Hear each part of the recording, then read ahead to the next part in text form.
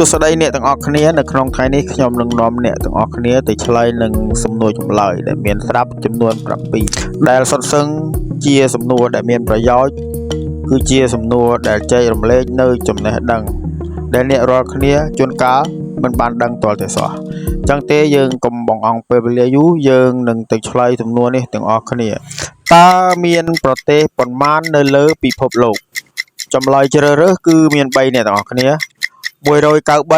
108និង210ខ្ញុំសង្ឃឹមថាអ្នកទាំងអស់គ្នានឹងឆ្លើយត្រូវមុនវិនាទីរីឯចម្លើយដែលពិតប្រាកដនោះពុកម៉ែបងប្អូនគឺមាន193ប្រទេសដែលបានរស់រាននៅលើភពផែនដីយើងនេះរីឯសំណួរទី2តើប្រទេសណាដែលមានមនុស្សឆ្លាតជាងគេចម្លើយជ្រើសរើសគឺមាន3មានជប៉ុនសហរដ្ឋអាមេរិកនិងចិនបងប្អូនចម្លើយដែលត្រឹមត្រូវនិងពិតប្រាកដនោះគឺប្រទេសជប៉ុនដែលមានប្រជាជនឆ្លាតជាងគេសំណួរទី3តើប្រទេសណាដែលមានប្រជាជនមានអាយុវែងជាងគេចម្លើយគឺមាន3អ្នកទាំងអស់គ្នា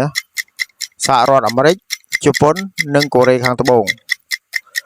ចំណែកឯចម្លើយពិតប្រាកដនោះគឺប្រទេសជប៉ុនដែលមានប្រជាជនអាយុវែងជាងគេរីឯសំណួរទី4តើប្រទេសណាដែលមានស្រីស្អាតជាងគេចម្លើយមាន3មានប្រេស៊ីលអ៊ុយក្រែននិងស៊ុយអែតរីឯចម្លើយដែលពិតប្រាកដនោះគឺប្រទេសអ៊ុយក្រែនដែលមានស្រីស្អាតជាងគេនៅលើពិភពលោកចំណែកឯសំណួរទី5គឺជាសំណួរដែលរសើបពុកម៉ែបងប្អូនសំណួរសួរថាតើប្រទេសណា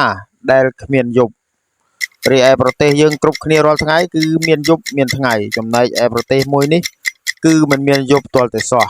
ចឹងទេចម្លើយជ្រើសរើសគឺមាន3មានប្រទេស Norway ប្រទេសកាណាដានិងប្រទេស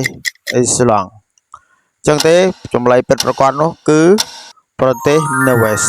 ចំណែកឯសំណួរទី6វិញគឺជាសំណួរដែលរសើបមួយដែរតើប្រទេសណាដែលមានអ៊ីនធឺណិតលឿនជាងគេអ្នកទាំងអស់គ្នាប្រហែលជាអាចនឹងឆ្លើយខុសសម្រាប់សំណួរមួយនេះមានសហរដ្ឋអាមេរិកកូរ៉េខាងត្បូងនិងជប៉ុនសុទ្ធតែជាប្រទេសដែលខ្លាំងសម្រាប់ចម្លើយដែលពិតប្រាកដនិងត្រឹមត្រូវនោះគឺប្រទេសកូរ៉េខាងត្បូងឯណោះទៅវិញនោះទេសម្រាប់សំណួរទី7ដែលជាសំណួរចុងបញ្ចប់តើប្រទេសណាដែលមានខ្យល់អាកាសបរិសុទ្ធជាងគេមានប្រទេសស៊ុយអែតប្រទេស Norway និងប្រទេសអ៊ីស្លង់ចម្លើយដែលពិតប្រាកដនោះពុកម៉ែបងប្អូនគឺប្រទេសអ៊ីស្លង់សូមអរគុណពុកម៉ែបងប្អូនទាំងអស់គ្នាសូមកុំភ្លេចចុច Subscribe Like និង Follow ម្នាក់មួយដើម្បីជាកម្លាំងចិត្តដល់ Admin